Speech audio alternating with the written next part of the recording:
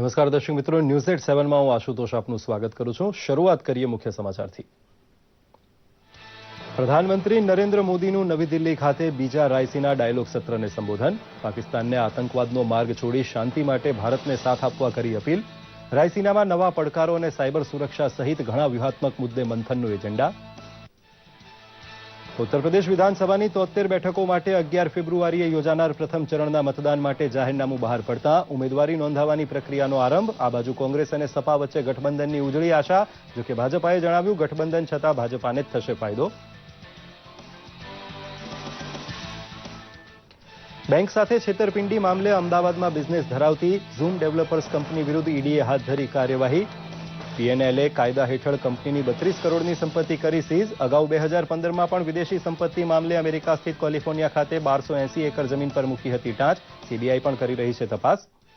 આરબીઆઈએ એટીએમમાંથી દરરોજ 10,000 રોકડા તથા ચાલુ ખાતામાંથી સાપ્તાહિક 50,000ને બદલે 1 લાખ રૂપિયા ઉપાડવાની આપેલી છૂટને ગુજરાતમાં મળી રહ્યો છે વ્યાપક આવકાર. નાણાં વ્યવહાર વધુ સરળ થવાની પ્રજાજનો રાખી રહ્યા છે આશા.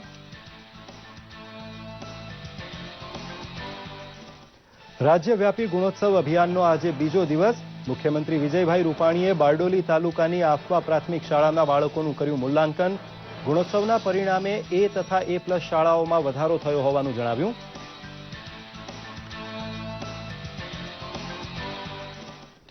નવેમ્બરમાં લેવાયેલ સીએ ફાઇનલનું દેશભરનું પરિણામ 11.57%. અમદાવાદ સેન્ટરનું 13.46%. ટોપ 50માં અમદાવાદના 4. જ્યોતિ મહેશ્વરી દેશભરમાં ત્રીજા રેન્કે.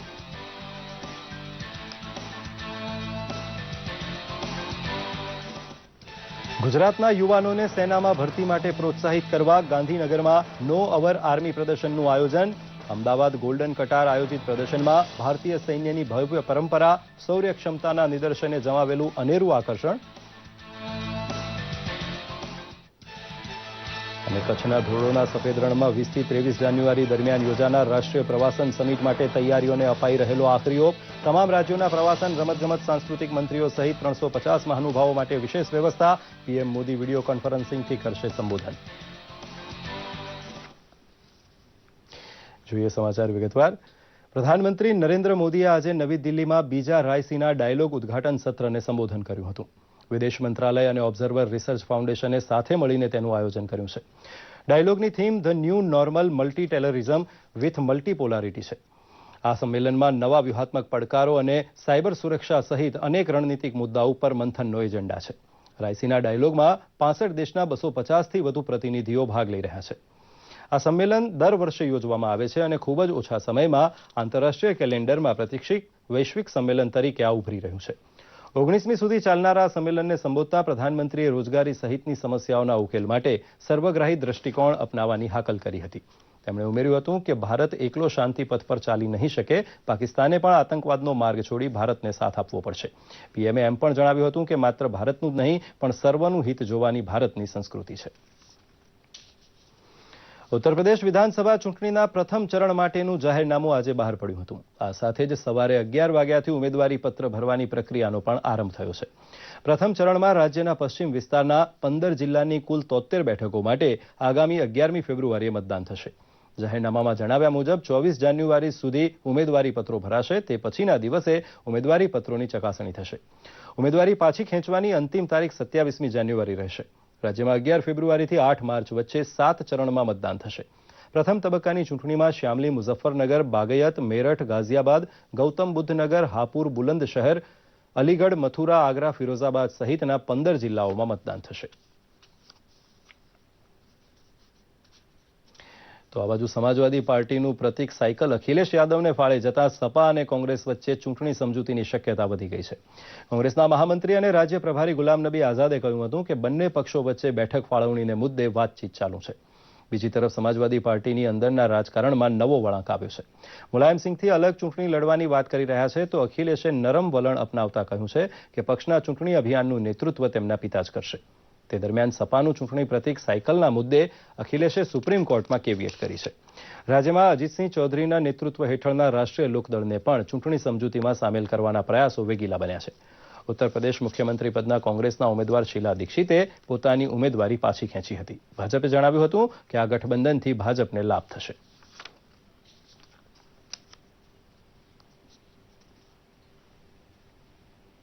होगा और मुझे पूरा विश्वास है कि ये सपा कांग्रेस अलायंस अगली सरकार उत्तर प्रदेश के अंदर बनाएगी। सर, इसमें आरएलडी भी होगी कि नहीं होगी या सिर्फ कांग्रेस और समाजवादी पार्टी?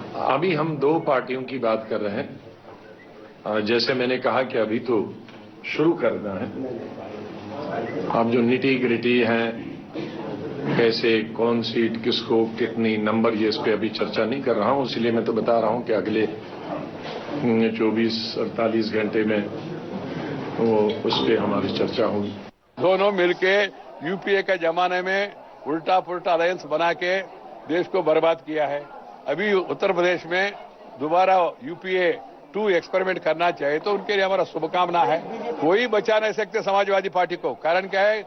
समाजवादी पार्टी सरकार माने उत्तर प्रदेश में भ्रष्टाचार, समाजवादी माने अत्याचार महिला के ऊपर, और उत्तर प्रदेश में लॉलेसनेस, उत्तर प्रदेश में विकासहीनता, ये सब लोगों ने अनुभव किया। अभी कांग्रेस और समाजवादी मिल गए, कोई बड़ा न्यूज है क्या? नया न्यूज है क्या? स्वाभाविक है, it's a natural alliance of the people who are rejected and dejected and who made a new combination. Enforcement directorate દ્વારા ઝૂમ ડેવલપર્સ કંપની વિરુદ્ધ કાર્યવાહી કરાઈ છે. કંપનીની 32 કરોડની સંપત્તિ સીઝ થઈ છે. પીએનએલએ કાયદા અંતર્ગત બેંક સાથે મોટી છેતરપિંડી મામલે ઈડી આ કાર્યવાહી કરી રહી છે. સીબીઆઈ બાદ ઝૂમ કંપની સામે ઈડીએ પણ કેસ દાખલ કરી દીધો છે. ઉલ્લેખનીય છે કે વર્ષ 2015માં પણ ઈડી વિદેશી સંપત્તિ મામલે કંપની સામે કાર્યવાહી કરી ચૂકી છે. ઈડીએ પહેલા અમેરિકામાં 1280 એકર જમીન પર ટાંચ મૂકી હતી. ઝૂમ ડેવલપર્સના માલિક વિજય ચૌધરી અને ડિરેક્ટર શરદ કાબરા છે. તેઓ મુંબઈ, ઇન્દોર અને અમદાવાદમાં બિઝનેસ કરે છે. વર્ષ 2015માં શરદ કાબરાની ઈડીએ ધરપકડ કરી હતી. સીબીઆઈ આ કેસમાં તપાસ કરી રહી છે. આરબીઆઈ દ્વારા એટીએમ અને ચાલુ ખાતામાંથી પૈસા ઉપાડવાની લિમિટમાં કરાયેલ વધારાને ગુજરાતભરમાંથી વ્યાપક આવકાર મળ્યો છે. હવે એટીએમમાંથી 4500 ને બદલે 10,000 ઉપાડી શકાશે. આ ઉપરાંત રિઝર્વ બેન્કે કરંટ એકાઉન્ટમાંથી પણ સપ્તાહમાં 50,000 ને બદલે 1 લાખ રૂપિયા ઉપાડવાની છૂટ આપી છે. પ્રજાએ આ પ્રશંસનીય પગલાંને વધાવી લીધું છે. આવો સાંભળીએ જનતાનો વ્યૂ.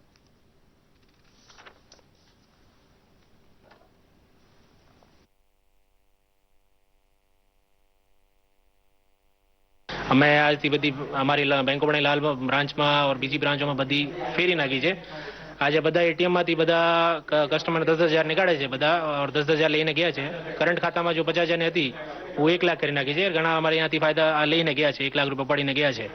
બધાના શાંતિથી પૈસા મળે છે અહીંયા બધા, બધાના પૈસા દીધા અહીંયા. જે આરબીઆઈના નિયમ પ્રમાણે જે કાલની તારીખને 4,500 રૂપિયા મળતા હતા અને એના બદલામાં આજની તારીખથી જે 10,000 રૂપિયાનો જે નિર્ણય છે એનાથી અમને જે બેંક ઓફ બરોડામાંથી અમને આજની તારીખમાં સહેલાઈથી 10,000 રૂપિયા મળી ગયા છે. આજથી અમે સવારના એટીએમમાંથી 10,000 ઉપાડ્યા છે, જે ખરેખર અમારા માટે બહુ સારું વાત કહેવાય અને સામાન્ય જનતા માટે આ ખરેખર પ્રશંસનીય પગલું કહેવાય.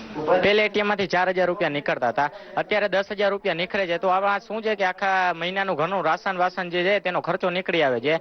સરકારની આ સુવિધા શું છે, સારી છે. હવે શું છે 10,000 છે એ પૂરતા પૈસા નીકળવા માંડ્યા છે. એટલે હવે શું છે, હવે અમે અમારું જીવન વ્યવહાર છે ઠીક રીતે ચલાવી શકીએ છીએ અને જે 10,000 નીકળે છે પૂરતા પૈસા હવે નીકળે છે. હવે કોઈ જાતની હા આસાનીથી હવે મળી જાય છે, હવે વાંધો નથી. એટીએમમાંથી નીકળવા માંડ્યા છે એટલે હવે કોઈ તકલીફ જેવું લાગતું નથી.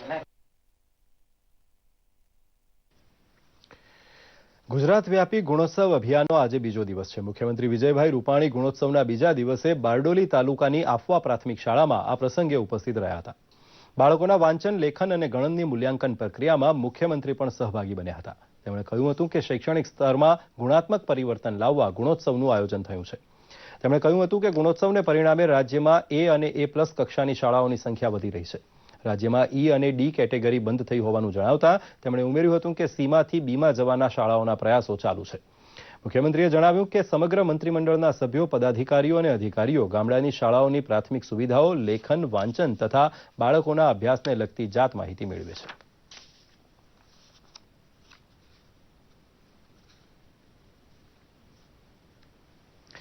કચ્છના ધોરડો ખાતે આગામી 20 થી 23 જાન્યુઆરી એમ 3 દિવસ સુધી નેશનલ ટુરિઝમ સમિટનું આયોજન થવાનું છે. સમિટમાં ભાગ લેવા તમામ રાજ્યના પ્રવાસન મંત્રી, રમતગમત મંત્રી, સાંસ્કૃતિક મંત્રી અને સચિવો સહિત 350 મહાનુભાવો પહોંચવાના છે.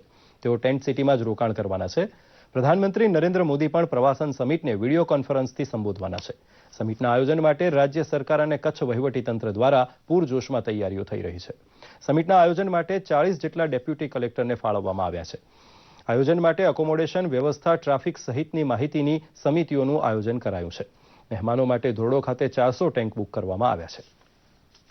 200થી પણ વધારે મહાનુભાવશ્રીઓ આમાં ભાગ લેવાના છે અને સરકારશ્રી દ્વારા પણ 40 નાયબ કલેક્ટરશ્રી કક્ષાના અધિકારીઓ અત્રે લાયઝન અધિકારીશ્રીની ડ્યુટી માટે ફાળવવામાં આવેલ છે.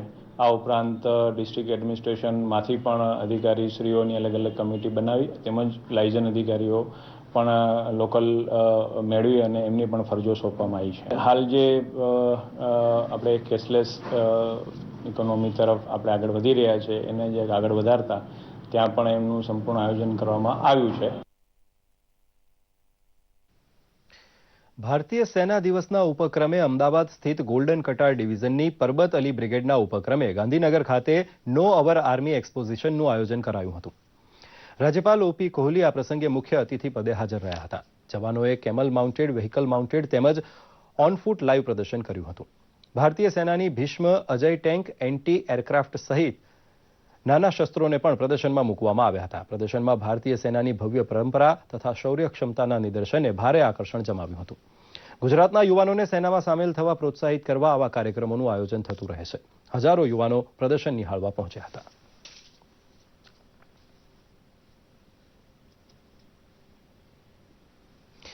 Institute of Chartered Accountant of India દ્વારા નવેમ્બર 2017માં લેવામાં આવેલી CA પરીક્ષાના પરિણામ જાહેર થઈ ચૂક્યા છે. અખિલ ભારત પરિણામ 11.57%, તો અમદાવાદ સેન્ટરનું પરિણામ 13.46% રહ્યું છે. ટોપ 50માં અમદાવાદના 4 વિદ્યાર્થીઓ સફળતાને વર્યા છે. અમદાવાદના જ્યોતિ મહેશ્વરી 3જા ક્રમે, જ્યારે અનુજા મિસ્ત્રી 7મા ક્રમે ઉત્તીર્ણ થયા છે. CA ફાઇનલના પરિણામ ફેબ્રુઆરીમાં જાહેર થઈ શકે છે. આ અંગે વધુ માહિતી આપતા Institute of Chartered Accountant of India Ahmedabad ચેપ્ટરના ચેરમેન વિકાસ જૈને જણાવ્યું હતું કે ગત વર્ષ કરતાં પરિણામ ઓછું આવ્યું છે, પરંતુ અમદાવાદ ચેપ્ટરના 4 વિદ્યાર્થીઓ ટોપ 50માં આવતા સંતોષ છે. પરફોર્મન્સની વાત કરીએ, મારી અંગત માનવું એ છે કે પરફોર્મન્સ ઘણી જ સારી છે, કારણ કે જે લાસ્ટ ટાઈમને આપણે રિઝલ્ટ સાથે કમ્પેર કરીએ તો લાસ્ટ ટાઈમ જે રિઝલ્ટ હતું એ એક્સેપ્શનલી હાયર હતું. આજે 21%, 22% એક ગ્રુપ કે બીજા ગ્રુપનું આપણે રિઝલ્ટ જે જોયું એના સામે આપણે કમ્પેર કરીએ ત્યારે ઓછું છે, બટ અધરવાઇઝ 10%, 12% એ રિઝલ્ટ આપણે કમ્પેર કરીએ તો કોઈ પણ સંજોગમાં ઓછું ના કહેવાય. CA ની જે રેપ્યુટેશન છે એના પ્રમાણે રિઝલ્ટ ઘણું જ સારું છે. અત્યારે CA ફાઇનલ્સમાં 3rd ઓલ ઓવર ઇન્ડિયા અને ગુજરાતમાં ફર્સ્ટ. કેવું લાગી રહ્યું? Wings, I am flying without wings.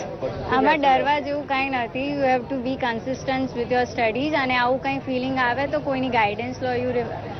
તમારા પેરેન્ટ્સને કહો, તમારા કોઈ ગુરુ માનતા हो એમને કહો, એ તમને हेल्प करसे to come out of such situations. CA के लिए मैंने मेहनत तो की थी, मतलब इतनी ज़्यादा भी नहीं की थी जितनी मतलब एक एवरेज स्टूडेंट करता है, और इतनी कम भी नहीं की थी कि जितनी एक फेलियर के लिए काफ़ी होती हैं. तो उस हिसाब से मैंने जितनी चाहिए उस हिसाब से की थी. Nothing is impossible, everything is possible. Accounts and costing મારા ફેવરેટ સબ્જેક્ટ હતા, તો એના ઉપર સારું કોન્સન્ટ્રેટ કર્યું હતું. પ્લસ ઇસકા એક વીક સબ્જેક્ટ હતો, તો સૌથી વધારે મહેનત ઇસકા ઉપર હતી. ક્રેડિટ મમ્મી પપ્પા અને મિહિર સર અને મારી અરિહંતની faculties. 7th rank in India and 2nd in Gujarat. 13 to 14 hours per day. I want to do job in corporates.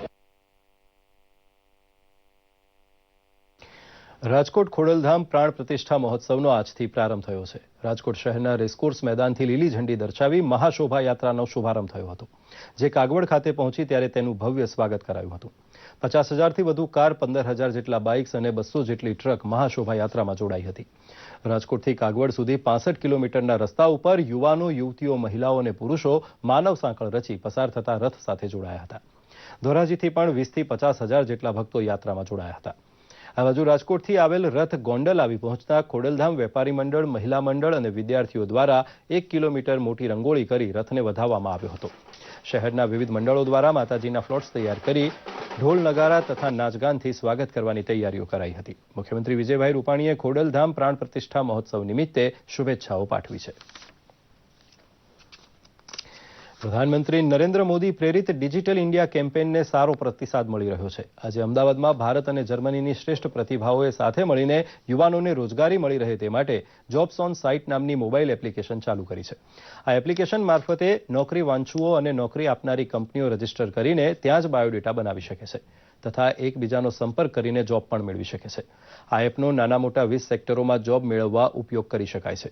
મૂળ ગુજરાતના અને હાલ જર્મનીમાં રહેતા શ્રી અવિનાશ સોઢીએ જણાવ્યું હતું કે આ એપ્લિકેશન જીઓ ટેગિંગ પર કામ કરે છે, જેથી જોબ શોધવામાં ખૂબ જ સરળતા રહેશે.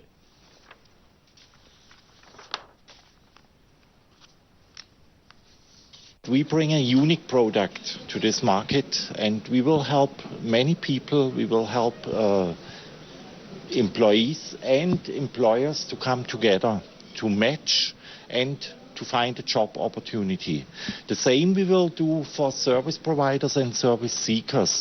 Jobs on site નો મતલબ અને જે મેઇન કોર રીઝન આ છે કે જે નાના લોકોને એક પ્લેટફોર્મ આપણે આપીશું જેનાથી એ ડાઉનલોડ કરીને પોતાને એડવર્ટાઇઝ કરી શકે છે. User friendly is very simple. એમાં કોઈ સીવી જરૂર નથી, કોઈ આપણે you don't need any experience પાછળ જે છે એની જરૂર નથી. તમે ખાલી તમારો જે સ્કિલ છે એના ઉપર સેમી સ્કિલ અને અનસ્કિલનું સિલેક્ટ કરીને તમે ડાઉનલોડ કરી શકો છો. પૂર્વ સંસદીય સચિવ હર્ષદ વસાવા રાષ્ટ્રીય અનુસૂચિત જનજાતિ આયોગના ડિરેક્ટર પદનો હવાલો સંભાળ્યા બાદ પોતાના વતન રાજપીપળાની મુલાકાતે આવ્યા છે.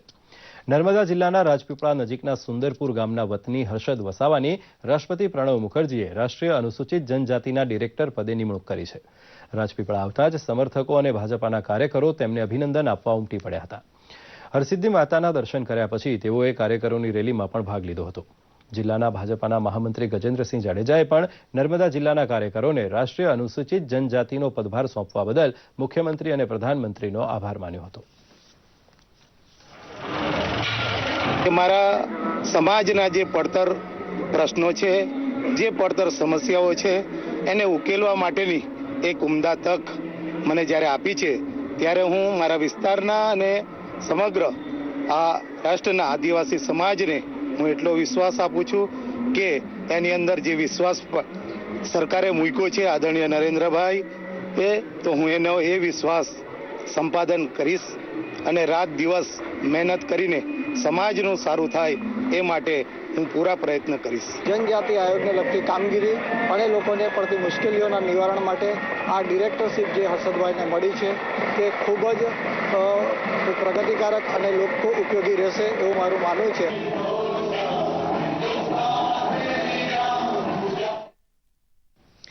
રાજ્યના દુર્ગમ ડાંગ જિલ્લામાં મોટેરાઓને 8 મહિના રોજગારી મેળવવા સુગર ફેક્ટરીમાં જવું પડે છે. આવા સંજોગોમાં આવા પરિવારોના બાળકો સહિત તમામ બાળકો શિક્ષણથી વંચિત ન રહી જાય તે હેતુસર સર્વ શિક્ષા અભિયાન હેઠળ જિલ્લામાં 174 નિવાસી કેમ્પ ચાલી રહ્યા છે. જિલ્લાના 6,990 બાળકો આ નિવાસી કેમ્પમાં રહેવા જમવા ઉપરાંત શિક્ષણની વ્યવસ્થાનો લાભ લે છે. સૌથી ઊંચા ડુંગર પર આવેલા ડોન ગામે બોરથરા ધોરણ 1 થી 5ની શાળામાં વિદ્યાર્થીઓને બધી સુવિધા આપવામાં આવે છે. શાળાના નિવાસી કેમ્પમાં 25 બાળકો રહે છે અને રોજ સાંજે બાળ મિત્ર તેમને ભણાવે છે. માતા પિતા શેરડીના કારખાનામાં રોજગારી મેળવવા ગયા હોવાથી બાળકો નિવાસી કેમ્પમાં રહીને શિક્ષણ મેળવે છે. હું બોરથરા પ્રાથમિક શાળામાં આચાર્ય તરીકે ફરજ બજાવું છું. અમારી શાળામાં સિઝનલ હોસ્ટેલ ચાલે છે, જેમાં 25 બાળકોને રાખવામાં આવેલા છે. દરેક તમામ બાળકોના માતા પિતાઓ શેરડીમાં કામે ગયેલ છે અને એમને અહીંયા જમવાની સગવડ આપવામાં આવે છે. બાળ મિત્ર દ્વારા તેમને અભ્યાસ પણ કરવામાં આવે છે. મારું નામ સુરેખાબેન કાળુભાઈ ચૌધરી. હું સિવિલ હોસ્ટેલમાં રહું છું. મારા મમ્મી પપ્પા શેરડીમાં રહે છે.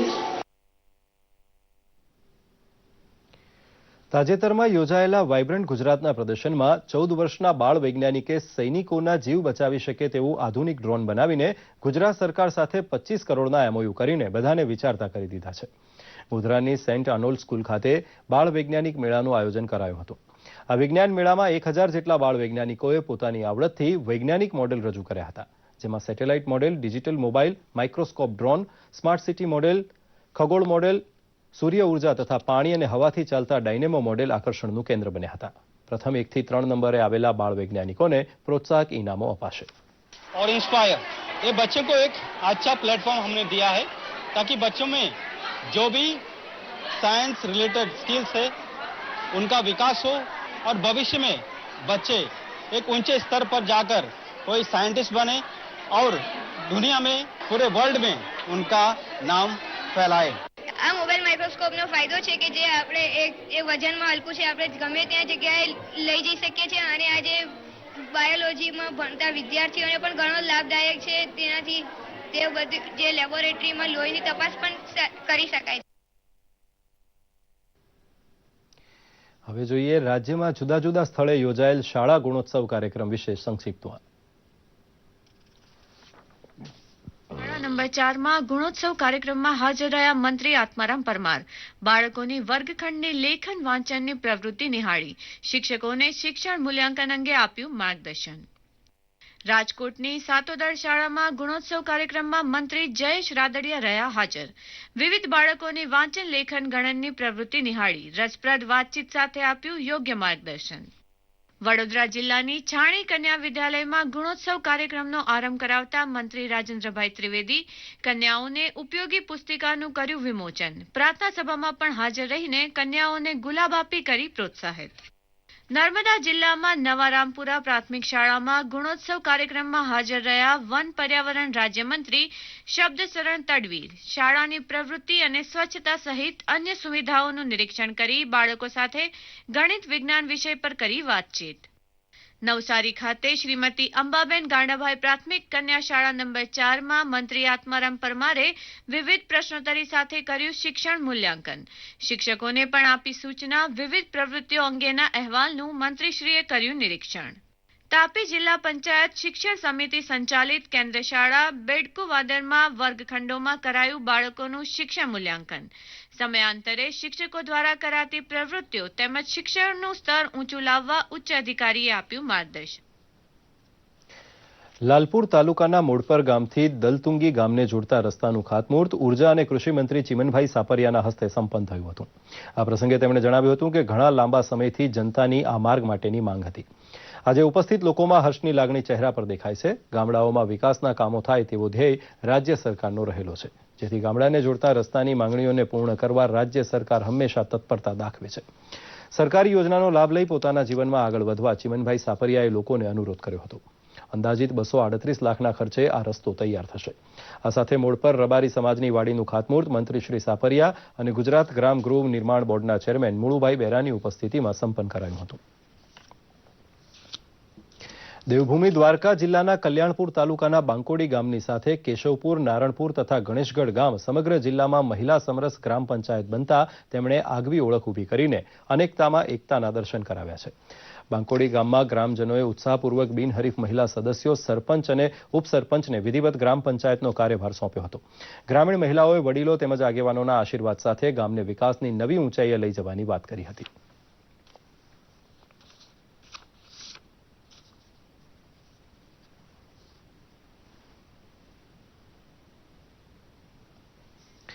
હૈદરાબાદમાં એશિયા પ્રશાંત ક્ષેત્રના 10થી વધુ દેશોના કલાકારોએ એક મંચ ઉપર એકત્રિત થઈને બહેતરીન નૃત્ય દ્વારા પોતાના દેશની પરંપરા અને સંસ્કૃતિને દુનિયાની સામે રાખી હતી.